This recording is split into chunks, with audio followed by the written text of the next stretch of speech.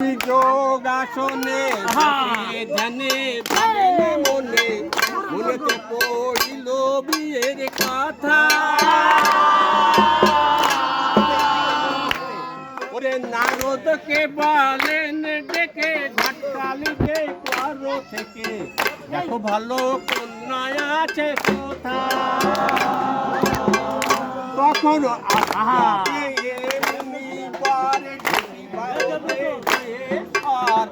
উপনীত হইলেন গিরিপুরে। তখন রাজাকে ডাকিয়ে মুনি বলিলেন ওই বিশেষ বাণী দিয়ে যাও ওই কুমারী কুমারী। দেখো খেতে পারে ঘর সবে আছে আনন্দিত মনে।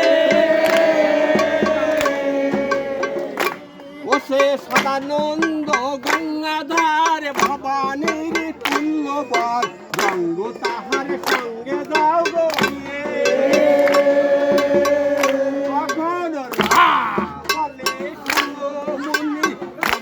পাত্র আমি জানি পরিচয় না দিতে হবে ও যদি বিধাতাগ্নির বন্ধ থাকে তুমি গিয়ে বলো তাকে কন্যায় আমার দিয়ে দিব তাকে।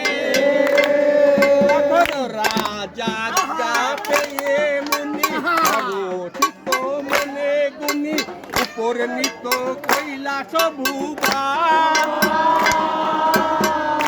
বলেন শুনো মামা ত্রিপুরারি এলাম লগ্ন পত্র করি শীঘ্রই করো বিয়ের উচ্চাপা।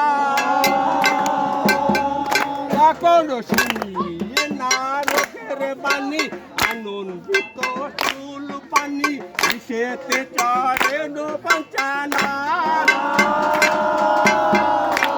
ও তারে বজ্রাস্ত্র যত ভূত বাজি বাজনা কত দূর ব্রহ্মা বিষ্ণু চলেন শিবের সঙ্গে।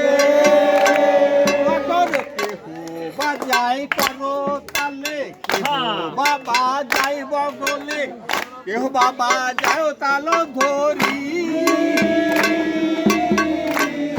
ওই আপন শিব জটাধারী ববম গাল বাধ্য করি আনন্দেতে চলেন গিরিপুরী। আরে গিরিপুরী গৌরীর বিয়ে ভালো সবে দেখি গিয়ে গিরি রানীর জামাইয়ের লক্ষ্য। তখন কেউ পড়ছে রেঙ্গুন্ডুরে কেউ চলে চুলরি পরে গুলমো ঢাকাই শাড়ি কারো গলি দানা গলাই দিতেছে কে ঝুলিয়ে দিচ্ছে ঝুঁকো বেড়ি।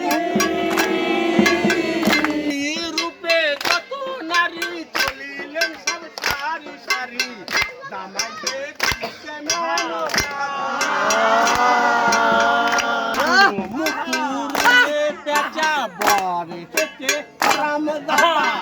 রাজা রানীর চক্ষু বুঝি না।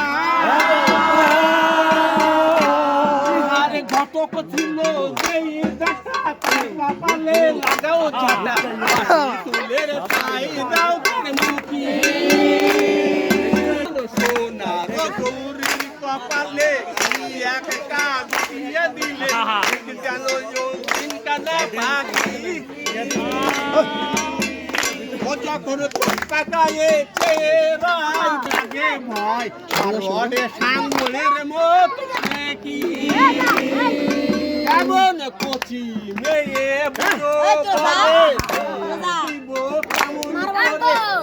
বুড়োরে থেকে লাগে ওরে রাজা যেমন লক্ষ্মী ছাড়া বসে ছন্ন ছাড়া রানী গাছে ভুলে আমরা বচাল পড়ে মরি কেন যদি দিদির থাকে মনে চলো গো মোরা ফিরে যা।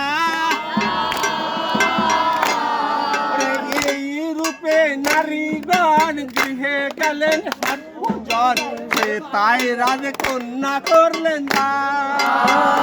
আরে সে দুর্গা মিলন হয়ে আপর ঘরে রইলেন বিয়ে, নিত্যানন্দের এই নিবেদন।